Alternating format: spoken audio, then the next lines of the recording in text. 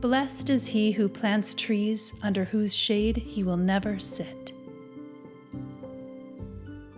Over the 2 years that we've been here, we've walked through our woods with a couple of foresters and have presented briefly how we're thinking and managing the forests here. Since that time, we've made more of an effort to observe others' techniques and conceptualize and plan out what we'd like to do over the short time that we have here, which is what I'd like to share with you today. This is really just a foundation, however, and I'm sure as we move forward and learn more, we're going to adjust as we go.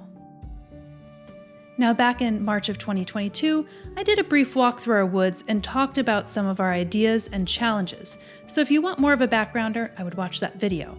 But basically, I'll be building upon those concepts here. So we're located in the High Allegheny Plateau ecoregion, and this is actually the ecoregion that I grew up in northeastern Pennsylvania, so it's the one that I am most familiar with. And it has these broad series of high elevations and hills that go up to about 2,100 feet. The valleys within this area were formed during the last glacial advance about 14,000 years ago. And the northern and eastern portions were glaciated and the southwest portion was not. And the glaciers carved and smoothed a lot of the hills in the area.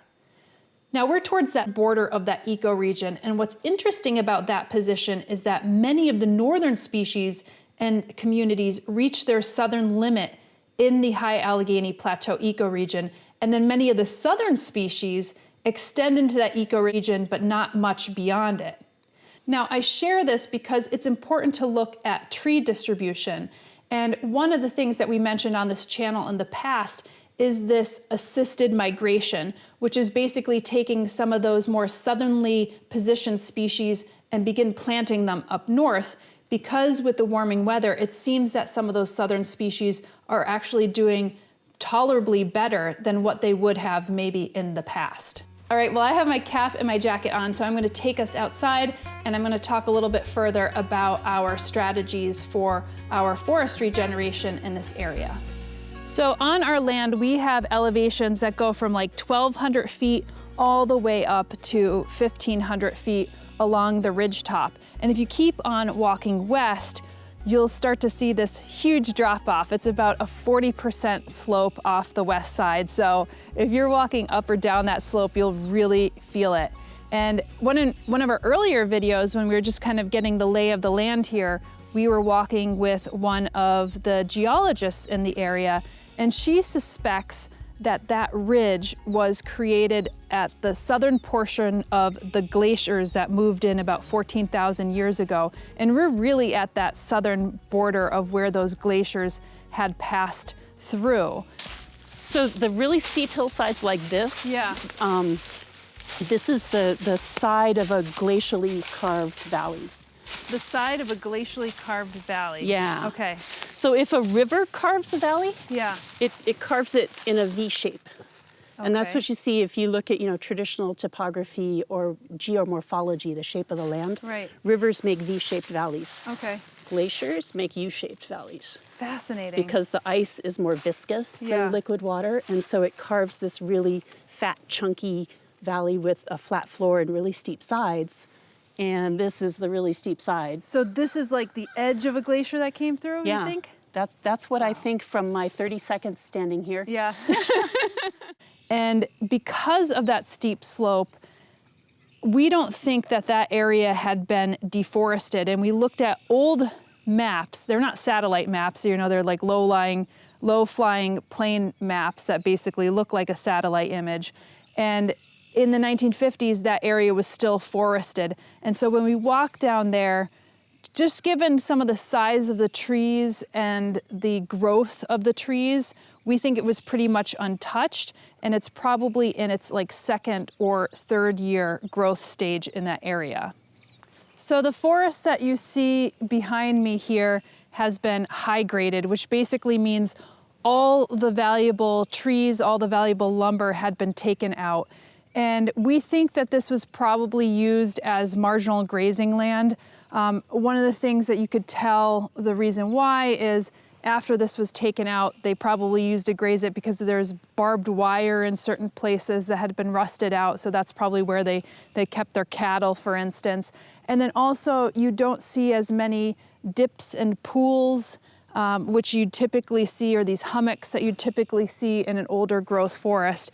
And this is really unfortunate because when you high grade like that and you take out all that valuable lumber and that timber and that forest, those trees, you'll start to see these stump sprouts come out on like the red maples, on the white pines. So it basically has this like multi-stem appearance. And one, it looks unsightly, but one of the things is that it really gives poor form, poor vigor, and poor quality.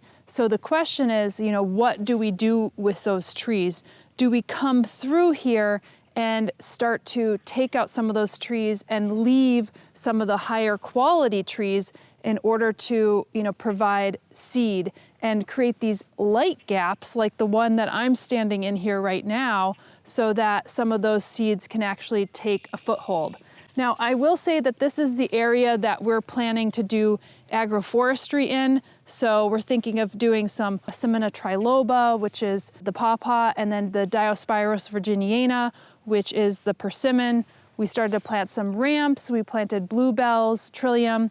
But we have to be careful because right now, this isn't enclosed within the deer fence. So this is one of the areas that probably within the next year or two, we're going to enclose maybe about 3 to 5 more acres within the deer fence, because it doesn't make sense to plant anything if the deer are going to attack it.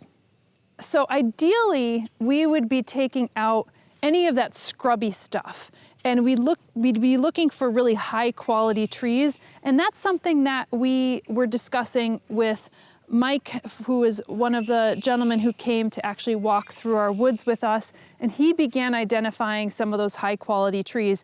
It doesn't take much to look at what trees are high quality.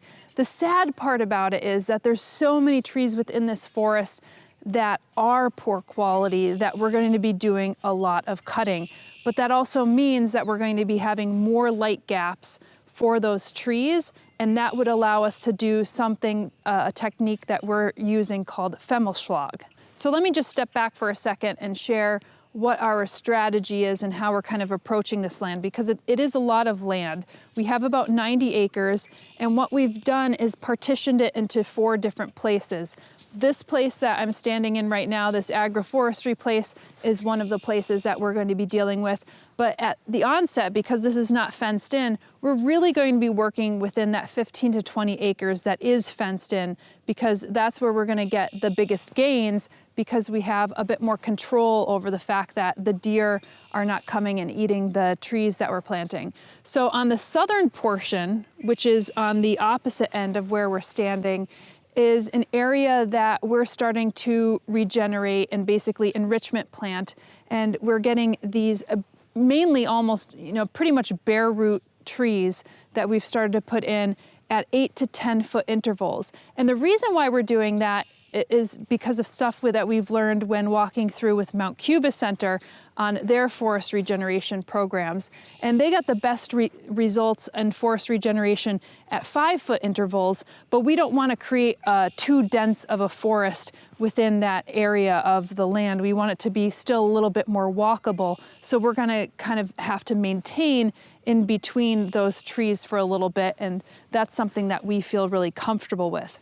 This area that we're standing in now, as I shared, is going to be our agroforestry area. So we're thinking about growing maybe some shiitakes, some stropharia, some Semina triloba, which is the pawpaws, Diospyros virginiana, which is the persimmons. Those are native to our area. Ramps, which just grow native and wild around here. We actually took some from our neighbors' adjoining land and actually started planting some here as well. Luckily, it's not something that the deer like, but as I shared, this still has to get fenced in, so we're approaching this differently. And then in the back, far into the forest that you'll see, that's where it starts to get, much more wild, much more forested. We're going to be approaching that very differently as well. And we're going to be using a technique called Femelschlag, which was basically instituted, I believe, back in the 1890s, maybe 1898, but don't quote me on that, by a German ecologist named Karl Schenk. And basically the concept of Femelschlag is creating these light gaps. So you'll want to go in and maybe take out some of that scrubby material at about a 1/4 acre, go in, let the trees lie there, turn into humus and soil, and essentially create those light gaps for some of the more mature trees, the ones that have good form and good vigor and are good quality, that produce seed and then are able to create heterogeneity within the forest. Because that's what you want. We want to go in here and we have primarily an even age stand, and we don't want that. We want some heterogeneity of tree form, a diversity of species, and a diversity of structure. And can you actually do that and achieve that without having to enrichment plant? I don't know. We'll actually have to see that. And that is something that we're going to be working on. However, I will say that I probably will enrichment plant anyway, because there are certain species in here that I think maybe had been lost along the way, or I think that would actually do well within this forest. And if we could actually bring in some of that, encourage some of that 3 tiers, so that overstory, the midstory, and the understory, and we could help promote that more readily by planting some of that midstory, overstory, and understory, then I think that's going to be a good move on our parts. We'll be cutting out certain gaps within the forest, and then every 10 years, expanding around those gaps further. So if you do that for, say, 5 decades, you'll start to get more and more heterogeneity in the forest. That means we have to bring disturbance back in some areas, whether that is by mechanical thinning or even controlled burns. So we talked about the Femelschlag that we'll do in the more wild areas. We talked about the agroforestry area, and we talked about the southern portion of the land where we're doing enrichment planting and managing a piece of like what we turned from the meadow into a little forest over there.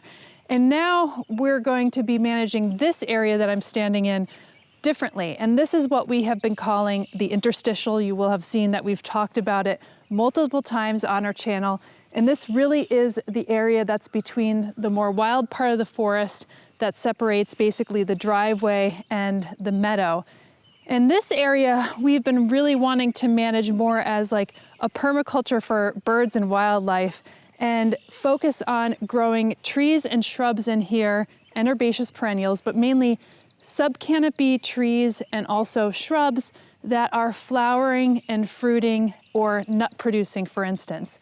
And if you travel all the way down, there's a little 1 acre area down there that has some more mature shagbark hickories and oaks. So we took that as a cue to turn that into a more wild nut area. So we brought in some hardy almonds, we brought in some hazelnuts, and we brought other types of hickory in as well, since it seems like hickory does extremely well in this forest. So we're doing a little wild nut area down in that area. And we're actually bringing some more of those hazelnuts into other parts. It's not like we're secluding them just within that area, but we are concentrating them in that area. So I can't remember how many trees and shrubs that we've planted, but I know it's probably somewhere between 100 and 150. And as they start to grow and mature, we might find some gaps in there that we would like to plant in between. And we're going to basically be managing this grass here. When you have a thick grass, especially when it's some of that non-native grass, that Eurasiatic grass that has come in, it's very difficult for trees to be able to seed in those areas. And that is something that we saw at Mount Cuba. So if you're interested in that, and whether you should just kind of like let quote unquote nature take its course, and will you actually see trees come in if you don't enrichment plant, the answer at Mount Cuba Center in that specific area was no. Now, that might not be the case here, but in looking at their instances of that kind of thick forage grass, we have, I would say, a pretty similar situation here. So we'd have to actually go in there and do some enrichment planting within this area and also the southern portion of the land. So what are some of the major actions that we're doing or that we have been doing in order to build a healthier forest system here? Well, the first one is soil tests. When we first got here, that's one of the first things that we actually did was call our friend Kirsten from the Cornell Soil Lab over to help take some soil tests. Now, we didn't really focus on what was in the forest. We did one little soil test in the forest, but we mainly focused on the mainland. And we didn't really do an extensive soil test. We kind of looked at like the phosphorus levels and nitrogen levels and the soil compaction rates and like kind of the qualities of the soil and the texture of the soil, but we didn't really go into heavy metals. And that's something that I'd actually like to do. So I gave Kirsten another call and we talked about whether they do certain heavy metal tests. And she said actually that they're doing more tests and they'll probably have more tests available in the spring. So we may wait from the spring or the summer months in order to do those. But I think it's nice to have a firm baseline of what we're working with. Additionally, we did some microbiota tests within the soil, and I'd like to actually do that across the seasons because the microbiota within the soil changes pretty dramatically over the course of many seasons, and maybe we'll have some folks who will actually come and speak about that more at length on this channel. I think that will be really interesting because really the health of your forest essentially goes with the health of your soil. I mean, the health of your crops and anything that you're growing really comes through with the health of the soil. So we want to make sure that we know what we're kind of starting with and that we're not doing any kind of guessing games at the end of the day. The next thing that we had been working on and are going to still be working on is the deer exclusion. Some folks don't understand this from the area because some folks will just say, well, let all the wildlife come through. Aren't you wildlife lovers? Well, we are, but we're also plant lovers. And there is an overpopulation of deer here, even no matter how many hunters you let on your land or whatnot, if you want to cull the population that way. But it's just really challenging. The deer are completely overpopulated. In an area of the size of our land, we probably should have at most about 5 deer on our land, but we have closer to like 50. And deer will eat just like 7 pounds of green stuff, mainly the buds of your saplings and your trees, every day, 1 deer. It's crazy. So that's a lot of saplings and little trees that they kill. And we want to be able to allow these trees to grow up to a certain size that the deer won't actually be eating them. And that's part of the way how you get only even age stands, right? Because they're eating all the small seedlings that come up above the snow, and then you're never going to get any kind of seedling growth. So, we have the acreage that we have fenced in is about, I would say, 15 to 20 acres. We want to put in another 3 to 5 acres within a deer exclusion fence so that we could get that agroforestry area enclosed as well, so we could actually start that project.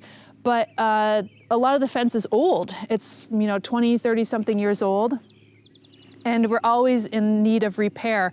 So it's really expensive to fix it all at once. So what we're going to do is just a little bit at a time and just walk the fence line and just make sure that there's no holes or gaps, because last season, if you remember in some of our videos, during the fawning season, one of the mother deer was able to get in and she fawned here because it's probably an area that she's fawned in for quite some time. So we just have to be a little bit more mindful. And we did have some of our orchard trees that got nibbled on, and I'm going to be curious to see if they come back this year, or if they're just going to have like poor form, or if they're totally should be removed and replaced with some more orchard trees, because we didn't put individual fences around those orchard trees because we didn't think we needed it because we had the deer fence.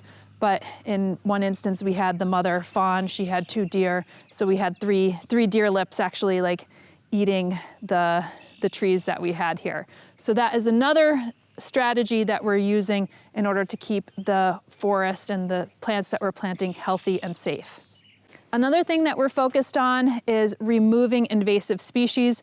We spent a good portion of that first and second year removing Japanese honeysuckle and multiflora rose. Those were the two plants that were the most problematic here. And we had a little bit of Japanese barberry that had been basically a nursery escapee that we saw cropping up here and there, but we've pretty much nipped that at the bud. There's a big one that's actually back in the forest that I still have to tackle, but I think because the forest is shading it so much that it hasn't really spread beyond control. And invasive species are going to be something that we always contend with here, but if we stay on top of it, again, just a little bit every day or a little bit every week, then it's going to feel less laborious. I mean, that first year we were really focused on it and we took out thousands upon thousands of honeysuckle and multiflora rose, and we chipped some, we burned some. We did quite a bit just to get rid of it, but we were really successful in that first year of getting it under control. Another thing that we had started to work on, and that's a really good strategy, is just taking a walk through your forest and removing any diseased trees. Now, if there's any kind of dead trees that will prove disastrous, if it's around like a trail that you're afraid it might like fall on somebody, or in one case, we had one of the trees that we should have removed that fell on our deer exclusion fence, and then Sandra had to go back there and like fix it. So if there's anything like that could be a problem in the future, you might as well take it out. But one of the things that we had done is taking out a lot of our diseased ash trees because we figured that they were going to be vectors for our other ash trees, but it's so hard. It's like, you don't know whether that's like the right solution or whether you should just like let them in there. But one of the things that we know that the diseased ash trees do with the emerald ash borer is that they drop their limbs like piece by piece, and that could be really dangerous. So we just started to remove them. In many cases, we were able to reclaim some of our ash. We're using it as firewood, which is very good. But in some of the boards that had just started to get emerald ash borer, we found a local sawmill, and he was able to saw some of our boards, and we're actually using them now to build things. So that's also a really good opportunity. Now, if there's dead trees in there, in many cases, this is another thing that you could use to basically create the health of your forest, is leave them in there if they're not providing some kind of hazard, because that will turn into humus. It's those hollow trees, for instance, are great places for birds and wildlife in order to be able to live and raise their broods. In many cases, there's often not enough hollow spaces for all the hollow dwelling bird species, like chickadees and downy woodpeckers and hairy woodpeckers and all sorts of types of woodpeckers and titmice and house wrens and things along those lines. Wood ducks, hooded mergansers, they're all cavity nesting species. So leaving up some of the dead wood and those hollows and those cavities is really good for wildlife. And also as the mushrooms start to break down, the fungus starts to break down some of that wood, that turns into humus, that turns into really good soil. So that's something that we really take note of in the forest. So we don't want to remove all the dead wood, but we really want to focus on some of that diseased wood, and also creating some of those light gaps, as I was sharing with the Femelschlag. So going in there, taking out looking at all the diseased and the poor form and the poor vigor trees, removing that, creating those light gaps, dragging some of those trees along the ground in order to be able to scuff up some of the soil so that seeds, when they drop, or have somewhere where they could plant themselves and grow up in. So all of those things, all that disturbance is actually really good within a forest ecosystem. And I think in general, I would say one of the last things that we're doing is just promoting those 3 layers of forest. So that's the overstory, that's the midstory, and that is the understory area. And again, that's kind of what we're doing with the Femelschlag idea, is cutting out those gaps and those light gaps and allowing that to occur. And then can we actually get that quickly without actually enrichment planting as well?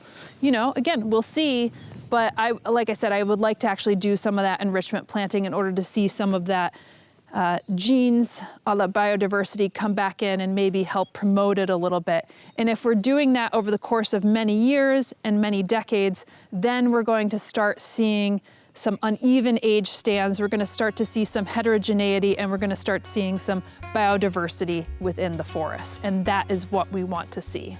So we have a very specific and strategic plan that we have put together over the next 5 years, and we are 2 years into that strategic plan.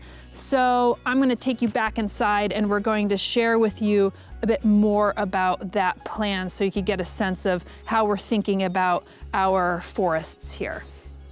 So I'm going to share a bit more about our 5-year strategy, and we're basically just going to continue this forward. The idea of that Femelschlag is going out every 10 years and actually doing that. So if we could do that for 4 or 5 decades or however long that we can manage it, then we'll end up doing that. But basically, we got here in the fall of 2020. We really didn't get out kind of working on the land until about November of 2020. But we said October 1st, 2020 to October 1st, 2021. What is gonna be our main strategies? Well, remove invasive species. We did the bulk of that during that time. Map out fence and fix and expand it and apply for grants. Well, we did apply for grants and we didn't get any grants, unfortunately. So that is something that, we didn't move, we moved quickly on, but it doesn't mean that you're always gonna get what you want at the end of the day. So we had to, pay for part of the fence ourselves, and we weren't able to extend it in the way that we really wanted to. So we had to basically come back to the drawing board and rejigger our plans in order to be able to do it at a much slower pace. The next year, October 1st, 2021 to October 1st, 2022, that's where we started to fix and expand the fence, started to remove diseased trees like our ash, do enrichment planting and plant within the fenced in area, which we have done within that interstitial and the orchard. And then in the current year that we are in, October 1st, 2022 to October 1st, 2023, we're gonna continue to maintain that fenced in area, make sure that the deer actually don't come in and eat all of our plants. We'll do enrichment planting in the new forest area on the south side in the meadow, which we have already started on and we're gonna continue to do throughout the year. And then as we move into the following year, that's October 1st, 2023 to October 1st, 2024, we'll just continue to maintain and extend that fenced area into the forest. We'll round out new plants in the current areas like the interstitial, the orchard, the south side, and then we'll map out forest gaps and begin gap cutting in the forest. And keep in mind, once we start fencing in more of those areas, we're gonna be able to start on our agroforestry area as well, which goes into October 1st, 2024 to October 1st, 2025.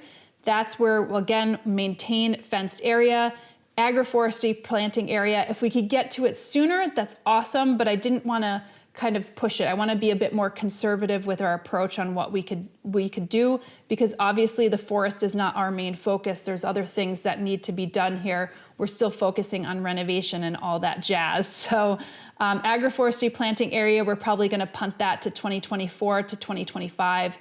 Continue gap cutting and enrichment planting in the forest.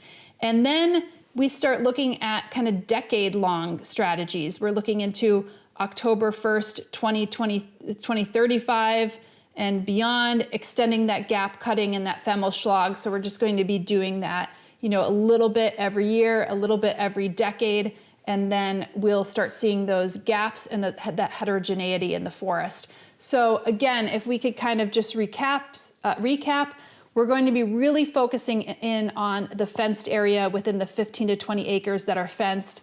And then we have those 4 different forest areas. We have the south side, which was just basically all this forage grass that we're going to be doing enrichment planting. We have our interstitial area that separates the forest from the meadow that we're going to be doing more permaculture planting for kind of birds and wildlife that are featuring trees and shrubs that have more flowers and fruits and nuts. Within that interstitial area, we have a more wild nut grove as well. Then we have our agroforestry area, which is basically going to be behind that. Once we fence in that area, then we're going to be planting more Asimina trilobas like pawpaws, Diospyros virginiana. which is persimmons. We're gonna look at probably other nut trees like hazelnuts and things like that. Maybe we'll plant some hardy almonds back there or some wild plums or things along those lines. And then behind that is gonna be the more wild area. And that's where we start looking at those gaps, basically doing gap silviculture and creating some of those light gaps for some of those more mature, vigorous trees to be able to grow. And if we need to enrichment plant in those areas, then we will. And that essentially is our reforestation strategy. And we'll modify it as we go, as we look at other techniques and strategies that people are doing in and around the area. We might actually adapt and adopt some of those strategies as well. But that's the beauty of being able to have a plan and being able to modify it. We don't have to be so stringent on the plan. We could be a bit more malleable and open-minded to things. We could see if what we're doing is working. And if not, then we could always modify it as well. But it's just, I feel much better now that we have a plan, that we have something that we could say, well, this could be a 5-year plan, a 50-year plan, even outwards to a 200-year plan as well, so that the people who take on the land after us can maybe implement and modify that and utilize that. Hopefully we have taken out most of the hard work and we're able to, put this forest on and this area onto a new trajectory. All right, guys, thank you so much. Thank you so much for your support on this channel. If you like videos like this, give it a thumbs up. And if you think this stuff is interesting, I would ask you just subscribe to the channel and hit that notifications button. You can even give us a thanks, which is a nice little tip. And just so you know, you are giving back to the community as much as we are. Every view and every subscriber really matters. 10% of our Google AdSense revenue is actually reinvested back here into the Finger Lakes community, which is awesome. We've been able to do so much with those funds. We were able to purchase some community-supported agriculture for low-income families through Muddy Fingers Farm, which is awesome. That's a full year of food for folks. We were able to buy 10 CSA shares, and then we've also reinvested in an area here that's actually putting more handicap accessible and better walking areas around a community park and pond, which is amazing because it's right in the middle of kind of everything. It's next to a school, it's next to a little community, so people utilize that park and that pond quite a lot.